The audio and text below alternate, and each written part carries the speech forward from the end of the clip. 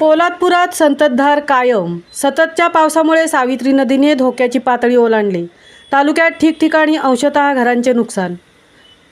गेले 3-4 दिवस पोलादपूर तालुक्यामध्ये पावसाची संततधार चालूच असून काल रात्रीपासूनच पावसाचा जोर कायमचा दिसत आहे.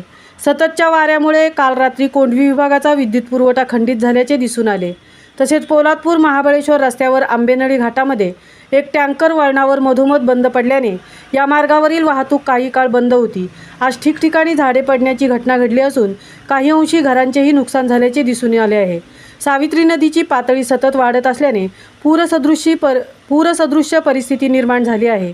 घाटमाथ्यावर महाबळेश्वर प्रतापगड परिसरात सतत पाऊस पडत असल्याने नद्यांना पुराचे स्वरूप निर्माण झाले आहे.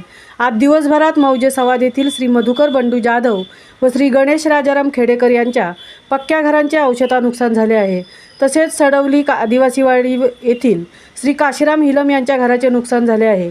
तसेच भोगाव खुर्द आदिवासीवाडी येथील श्री अंकुश पवार व श्री संजय निकम यांच्या घरावर झाड पडून घराचे नुकसान झाले आहे. बोरघर येथे विजेचे 5 पोल पावसामुळे पडल्याने या विभागातील विद्युत पुरवठा खंडित झाला आहे. महावितरणाकडून विद्युत पोल बसवण्याचे काम तातडीने सुरू केले आहे.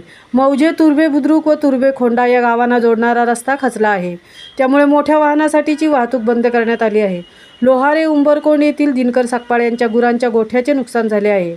देवपूर येथे रस्त्याच्या शेजारी विजेच्या तारा काही झाडावर पडल्याने काही काळ या मार्गावरील वाहतूक बंद होती. पोलादपूर तालुका प्रशासन अलर्ट मोडवर असून दरडग्रस्त व पूरग्रस्त गावांना सतर्कतेचा इशारा देत आपत्ती निवारणामार्फत सर्वत्र दक्षता घेतली जात आहे. अतिवृष्टीदरम्यान कोणतीही नैसर्गिक आपत्ती उद्भवल्यास प्रशासन सज्ज असून या कामी तहसीलदार कपिल घोरपडे, गटविकास अधिकारी दीप्ती घाट, पोलीस निरीक्षक अनिल जाधव व आपत्ती निवारण कक्ष दक्ष असल्याचे दिसून आले आहे. महामुंबईसह प्रकाश कदम, पोलादपूर.